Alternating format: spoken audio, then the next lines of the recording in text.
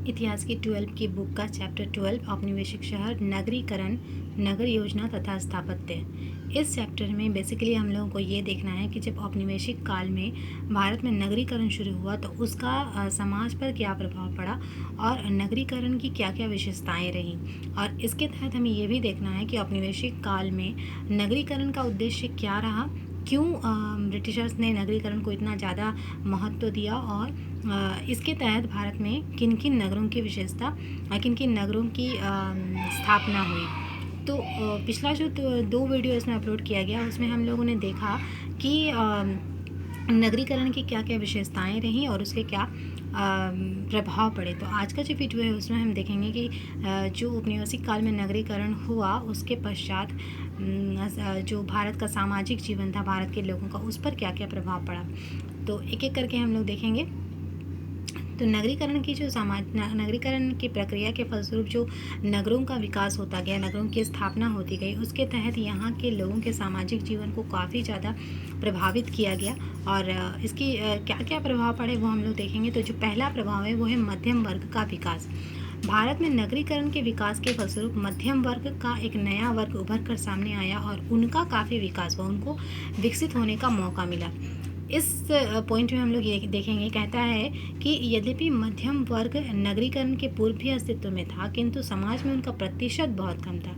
ये बात सही है, क्योंकि जब हम चैप्टर को स्टार्ट कर रहे थे उस समय हम लोगों ने देखा कि औपनिवेशिक काल शुरू होने के जब हम पहले के इतिहास पे हम गौर कर रहे थे तो प्राचीन काल पे में हम देखना कि नगरीकरण का अस्तित्व भारत में था, क्योंकि यहाँ पर हड़प्पा सभ्यता को एक नगरीय सभ्यता के रूप में जाना गया और हड़प्पा सभ्यता एक विकसित सभ्यता रही, मतलब उस सभ्यता में भी नगरीकरण का अस्तित्व था। इससे हम थोड़ा सा और आगे बढ़े तो हमने देखा कि वैदिक काल के पश्चात जब हम मौर्य काल में प्रवेश करते हैं तो उसमें भी नगरों का अस्तित्व था। फिर गुप्त काल में देखा हमने तो गुप्त काल में भी नगरों का अस्तित्व था, क्योंकि वहाँ पर स्थानीय स्वशासन की व्यवस्था थी, वहाँ पर नगर पालिका की व्यवस्था थी। इसके पश्चात हमने मुगल काल में देखा, सल्तनत काल और मुगल काल में भी हमने देखा कि बहुत सारे नगरों का अस्तित्व था और नगरों का विकास होता रहा। तो यद्यपि मध्यम वर्ग का जो विकास है वो मध्यम वर्ग का जो अस्तित्व है वो औपनिवेशिक काल के पहले भी था, लेकिन जब मध्यम वर्ग का विकास औपनिवेशिक काल में हुआ है उतना नहीं था। मतलब कहने का तात्पर्य यह है कि औपनिवेशिक काल में नगरीकरण के कारण जो है मध्यम वर्ग का अस्तित्व उभर कर सामने आया और उनको अपना विकास करने का बहुत अधिक मौका मिला। नगरीकरण की प्रक्रिया के फलस्वरूप नगरों में क्लर्कों का, अध्यापकों का, वकीलों का, इंजीनियरों का, लेखा पालकों की मांग बढ़ने लगी। जब पिछला जो वीडियो था उसमें हम लोग देख रहे थे कि नगरीकरण के फलस्वरूप जो है चूँकि बहुत सारे नगर ऐसे थे जो व्यापारिक नगर थे, जो जिनका केंद्र व्यापार था और व्यापार के कारण ही वो नगर विकसित हुए थे। तो व्यापार के विकास के लिए हमें गोदामों की स्थापना करनी पड़ी थी, बैंक और बीमा की स्थापना करनी पड़ी थी, बीमा संस्थानों की स्थापना करनी पड़ी थी और बहुत सारे व्यापारिक क्लर्क कार्यालयों की स्थापना हुई थी।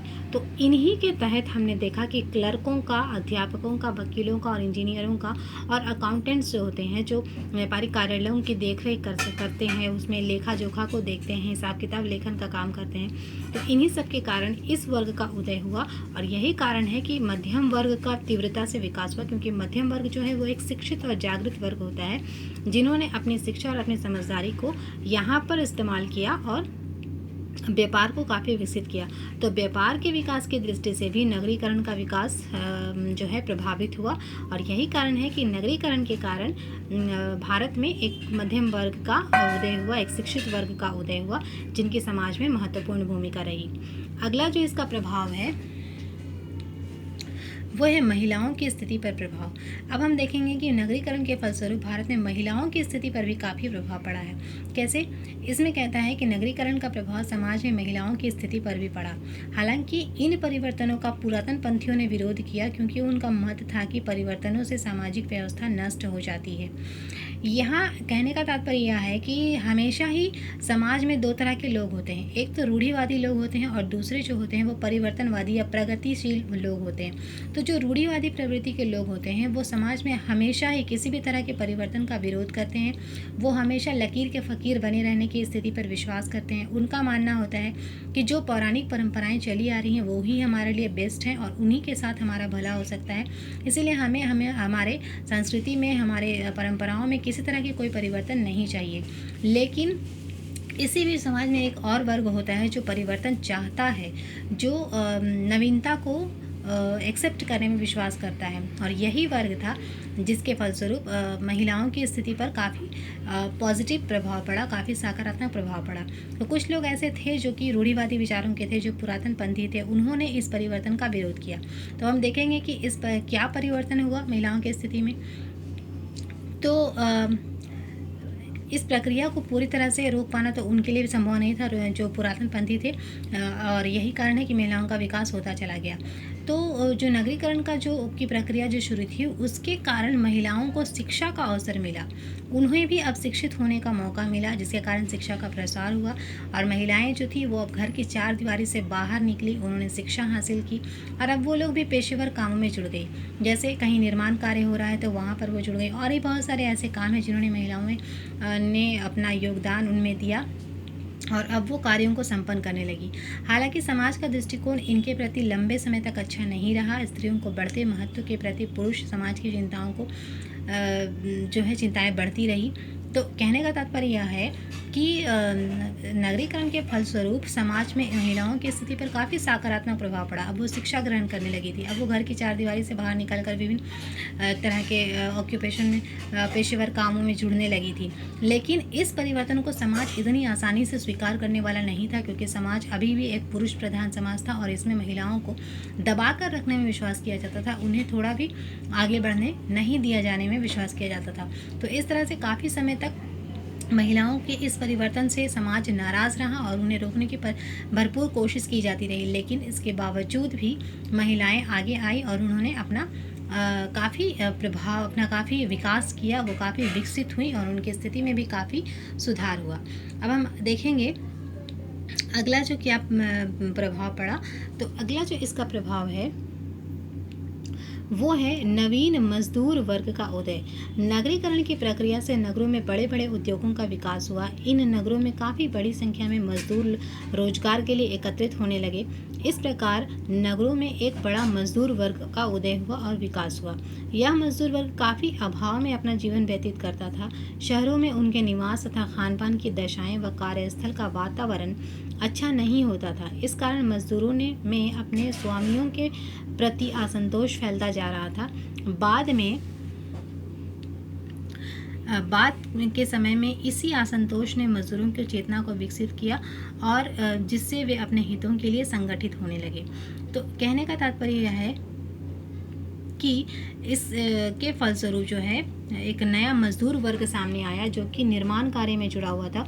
और ये जो मजदूर वर्ग था, इनका भरपूर शोषण किया गया। इन्हें काम के एवज में उस अनुपात में जितना वो काम करते थे, उस अनुपात में उन्हें ना तो वेतन दिया जाता था, ना सुख सुविधाएं दी जाती थी। तो इसके कारण जो है काफ़ी वर्षों के पश्चात मजदूरों में अपने स्वामियों के प्रति असंतोष फैल गया और इसी असंतोष के कारण मजदूर जो है वो संगठित होने लगे और फिर उन्होंने बाद में आवाज़ उठानी शुरू की, जिसके कारण हड़ताल जैसी प्रक्रिया सामने आई। अब जो अगला इसका प्रभाव पड़ा है वो है अमीरों और गरीबों में खाई का बढ़ना। नगरीकरण की प्रक्रिया ने जहां एक और काफ़ी संपन्न उद्योगपति पूंजीपति वर्ग का विकास किया, वहीं दूसरी ओर नगरों में एक ऐसा वर्ग भी अस्तित्व में आया जिसे सर्वहारा की श्रेणी में रखा जा सकता है। इस वर्ग के पास जीवन यापन के पर्याप्त साधनों का नितांत अभाव था। नगरीकरण की प्रक्रिया के कारण उद्योगपति एवं पूंजीपति वर्ग अधिक संपन्न होते गए और जबकि गरीब और गरीब होते गए। अतः संपन्न और निर्धन के मध्य अंतर की खाई बढ़ती गई, जिसके कारण निर्धन वर्ग में एक बड़े असंतोष को जन्म दिया। कहने का तात्पर्य यह है कि जैसे ही नगरीकरण का विकास हुआ तो बहुत सारे निर्माण कार्य होने लगे और कुछ पूंजीवादी वर्ग था जिसने इस ओर काफ़ी पैसा लगाया और पूंजीवादी वर्ग जो है, चूँकि उसने पैसा लगाया था तो उसने पैसे से पैसा बनाना सीख लिया और अमीर वर्ग जो पूंजीवादी वर्ग था वो और अधिक अमीर होता गया, उनकी स्थिति में और अधिक सुधार होता गया। लेकिन जो मजदूर वर्ग था, जो गरीब वर्ग था, उनकी स्थिति और ज़्यादा ख़राब होती गई और उनका दिनों दिन शोषण बढ़ता गया। तो ऐसे में क्या हुआ कि जिनका शोषण हो रहा है उनके मन में एक असंतोष की भावना पनपने लगी, जो कि अपने स्वामियों के प्रति थी, अपने पूंजीपतियों के प्रति, अपने मिल मालिकों के प्रति थी। और ये जो असंतोष था उसके कारण अमीर वर्ग और गरीब वर्ग के बीच में एक खाई बनती गई और दिनों दिन यह खाई और गहरी होती गई। तो ये थे औद्योगिक नगरीकरण के प्रभाव, जिसको आज के वीडियो में हम लोगों ने देखा। तो आज का वीडियो हम लोग यहीं एंड करते हैं। नेक्स्ट वीडियो में हम बात करेंगे जो नगरीकरण के फलस्वरूप जो इमारतों का निर्माण हुआ था उसकी शैली क्या थी और उसकी उससे वो कैसे उस समय की संस्कृति को दर्शाती है। मतलब जो इमारतें बनी हैं वो किस शैली में बनी है और उसने हमारे संस्कृति को कैसे प्रभावित किया, ये हम नेक्स्ट वीडियो में देखेंगे। आज का वीडियो हम लोग यहीं एंड करते हैं। Thank you.